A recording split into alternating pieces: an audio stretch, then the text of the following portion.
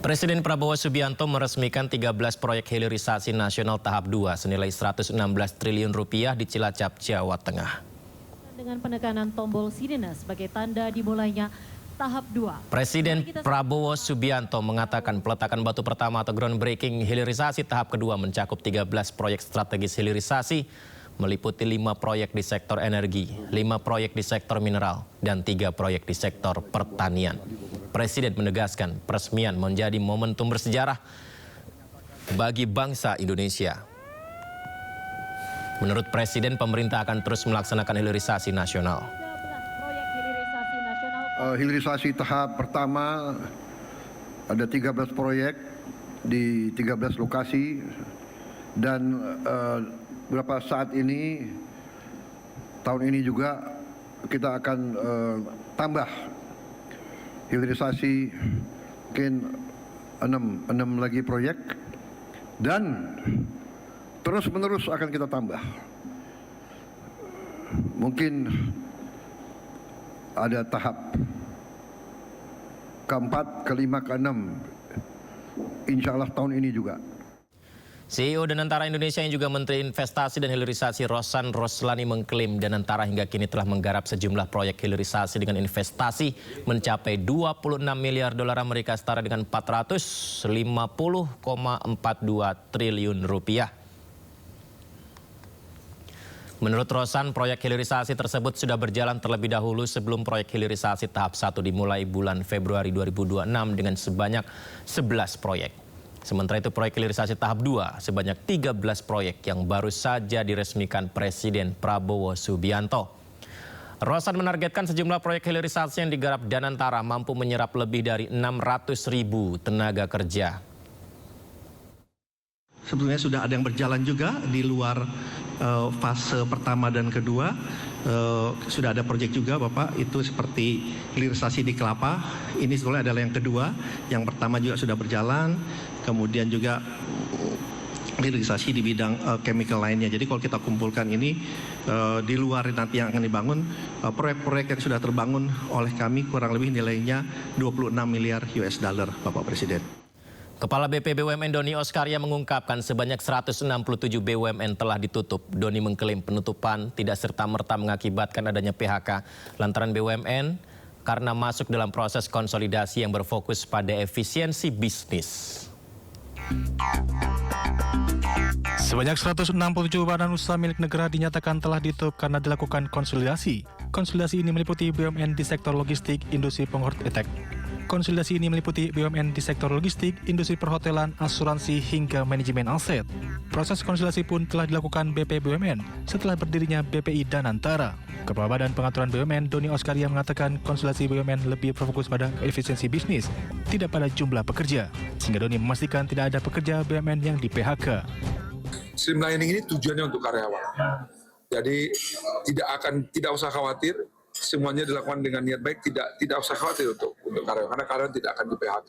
Ya, jadi ini adalah proses melakukan efisiensi terhadap perusahaan kita di sisi bisnis prosesnya, bukan di sisi karyawannya. Ya. Jadi karyawannya tidak usah khawatir bahwa ini akan menciptakan perusahaan-perusahaan yang sehat yang justru kedepannya akan bisa dinikmati oleh para karyawan.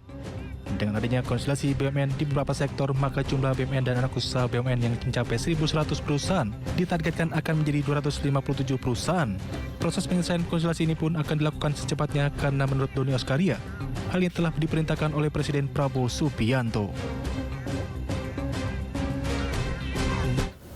Demi mengejar pertumbuhan ekonomi yang signifikan, pemerintah resmi membentuk Satuan Tugas atau Satgas Percepatan Program Pemerintah untuk mendukung peningkatan pertumbuhan ekonomi.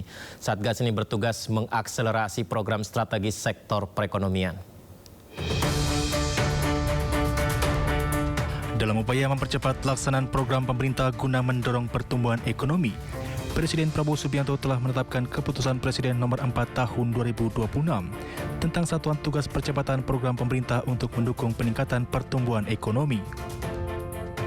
Dalam rapat perdana atau kick-off Satgas Percepatan Program Pemerintah untuk mendukung peningkatan pertumbuhan ekonomi atau P3MPPE, Satgas ini bertugas mengakselerasi berbagai program strategis yang berkaitan dengan pertumbuhan ekonomi. Akselerasi perekonomian yang tertuang dalam Kepres terbaru, yakni mulai dari paket dan stimulus ekonomi, insentif paket ekonomi, program prioritas pemerintah, serta insentif utama dari berbagai kementerian dan lembaga sesuai arahan Presiden. Upaya ini dilakukan melalui langkah-langkah strategis dan terintegrasi, termasuk penguatan fungsi monitoring dan evaluasi serta mendorong terobosan kebijakan untuk memastikan respon yang cepat dan efektif.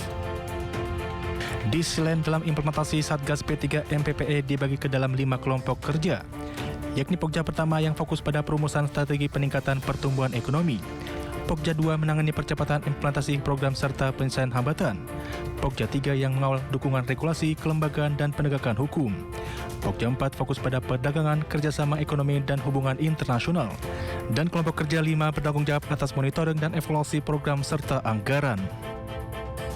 Melalui Satgas Percepatan Program Pemerintah untuk mendukung peningkatan pertumbuhan ekonomi yang tercantum dalam Kepres nomor 4 ini, diharapkan upaya meningkatkan pertumbuhan ekonomi dapat berjalan berkelanjutan secara nasional dan impaknya bisa dirasakan secara merata oleh masyarakat.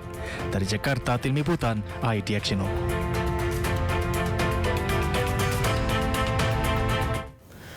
Pemerintah terus mengejar potensi sumber ekonomi untuk meningkatkan pertumbuhan ekonomi secara nasional. Kepres khusus pun diterbitkan sebagai upaya akselerasi pertumbuhan ekonomi. Menko Bidang Perekonomian Erlangga Hartarto mengungkapkan poin-poin penting dari Kepres nomor 4 tahun 2026 adalah akselerasi insentif dan stimulus paket ekonomi yang harus dijalankan semua kementerian dan lembaga yang telah disepakati Presiden Prabowo Subianto. Dalam Kepres terbaru itu juga dijelaskan program prioritas pemerintah harus cepatnya diwujudkan di seluruh daerah, termasuk Presiden meminta seluruh jajaran kementerian dan lembaga melakukan terobosan dan inovasi sumber ekonomi yang dimiliki Indonesia. Untuk mengakselerasi program pertumbuhan ekonomi seperti paket ekonomi, stimulus ekonomi, program prioritas pemerintah, dan program utama beberapa kementerian lembaga berdasarkan arahan Bapak Presiden.